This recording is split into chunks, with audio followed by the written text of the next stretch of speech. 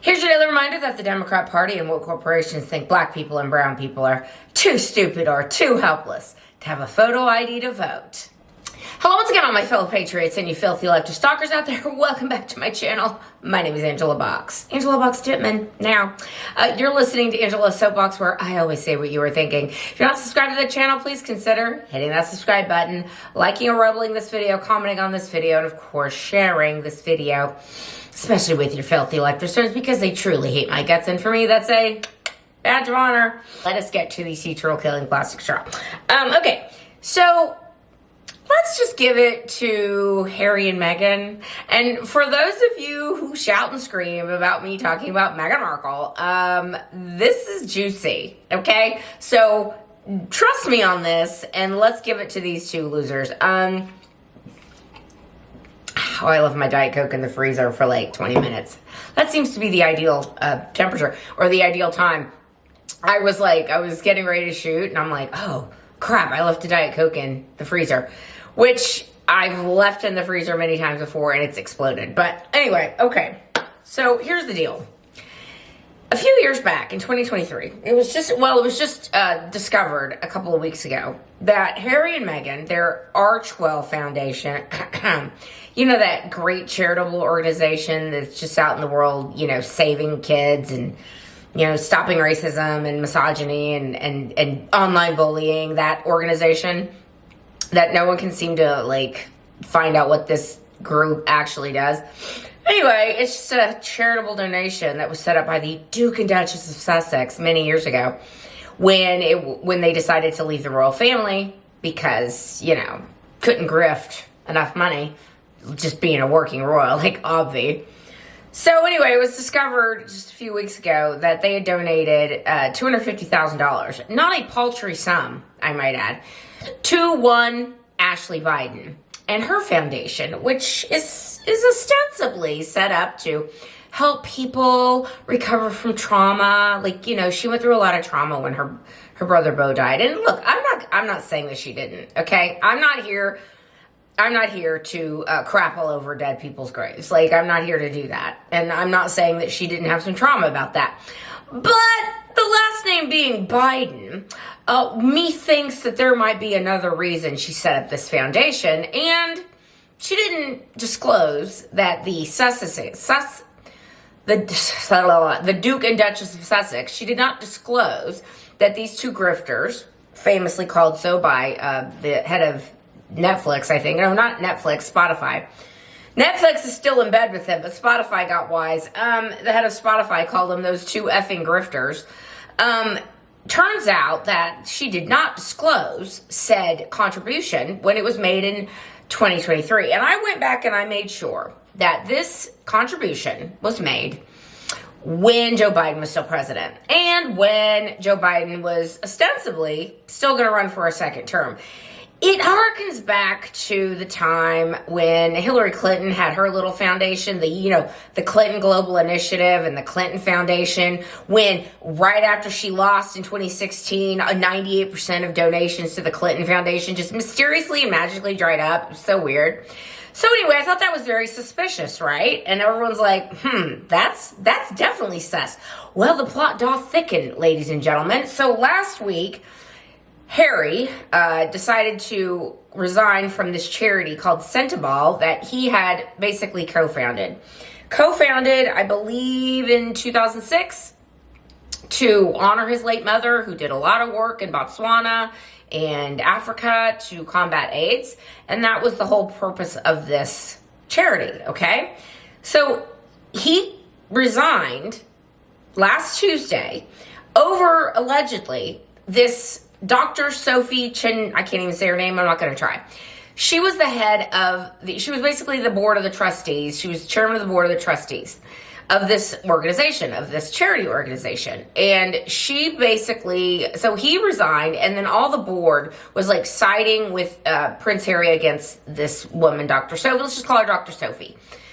Dr. Sophie is a very, I can't get a read on this lady except to say that I think the plot is going to thicken and thicken very rapidly. So Dr. Sophie basically last week went out and told on Sentabale and told on Prince Harry. Now, the gossipy part of it is that evidently in 2024 there was some polo match thing that Sentabale was going to be the recipient of the donations for, that Meghan Markle basically, elbowed her way in and made it all about her, as she's wont to do.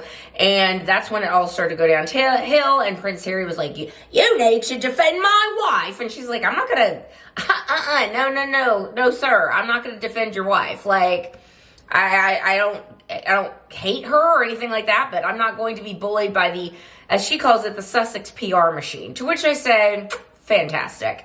But this is why I think this lady might not be, she gets a little murky in this way. Okay, so then people started to look into Sentabale. Okay, let's look into Sentabale and how they got funding. Now, of course, they got a lot of funding from corporate sponsors and big individual donors. But of course, once Prince Harry left the royal family, much like the donations drying up with the Clinton Foundation, much like, I guarantee you, the Bidens aren't getting any money anymore. No one's paying $500,000 for Hunter Biden's splatter paintings that a kindergartner could do. No one's paying any money for that anymore.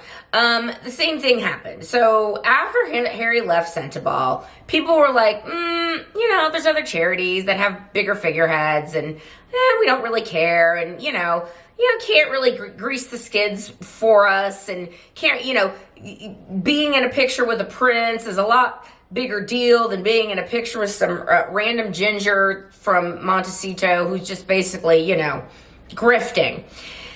And the donations to Sentabale started to dry up then. Now, this is where it gets interesting. So people start to look into the connections with USAID and Sentabale.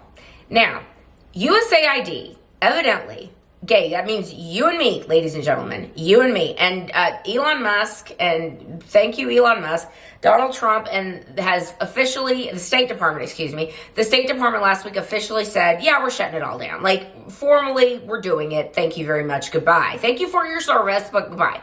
So that whole piggy bank for the elite is going adios. So it turns out that about 50 million with an M, so far that we've determined, 50 million from USAID went into the coffers of Sentabale. Now, this is where this Dr. Sophie lady gets murky because, on the one hand, she is throwing shade at Harry and Meghan, which I'm here for. She's also trying to basically skirt around the idea that there might have been some of the milk may not have been clean regarding the books with Sentabale, which she brought up. But on the other hand, this lady drops the whole, she throws some things out. She says that the reason that the board is not supporting her is because of, say it with me, racism and misogyny and misogynoir, which I'd never heard of until she threw this, $10 word out. Misogynoir evidently is you're a misogynist, but it's to a person of color. So you hate black women, essentially. You hate strong black women. And she actually used the word strong black woman. It's like, you're kind of losing me, sis. So that's something that's weird. Also, what's strange is one would think that Dr. Sophie, being the head of the Sentabale for a long time, well, she didn't just come on the scene and was like, hey, there's a lot of unsavory donations here, or there's a lot of weird stuff going on with our books, like the books are being cooked, like not enough money are going to the charities, which she's all of a sudden saying. Well, she's been with the organization for quite some time. So it's like, oh, you just figured this out? You just figured this out. But I guess if in the battle of leftists, I think kind of like the Justin Baldoni and Blake Lively situation where most people are team Justin Baldoni. It's the same thing here. People who don't like Harry and Meghan aren't going to believe her, or who do like Harry and Meghan are not going to believe her. But most people are like, okay, let's take a look at this, because it sounds to me like she might be setting up a bit of an immunity plea for herself. Because if it comes to find out that, Ashley Biden's big donation that she got from Archewell, Harry and Meghan's, grifting foundation, if we come to find out that $250,000, which is basically to Ashley, like some, here's sis, here's some running around money. If we come to find out that that was actually used to grease the skids in the Biden administration, who then kicked it over to USAID, it's like, give these people some money, like give them $50 million, just go ahead and do it. Which then got distributed to their board of directors and people affiliated with the charity, which is looking like that's kind of what's gone on with a lot of these charities. Can we keep it 100? I think it's going to get very dicey for a whole lot of people. And so for that reason, even though she threw out the racism and misogyny and misogynoir, which makes me automatically want to go, not interested. In this regard, because we've got the Ashley Biden tie-in and the USAID tie-in, I think it's going to get real dicey for these people real soon. So buckle up, ladies and gentlemen, because the takedown of Harry and Meghan may soon be upon us, finally and forever. All right, that's where I'm going to leave this video. Let me know what you think down below, and I will see you in the next one. I will be done. Bye.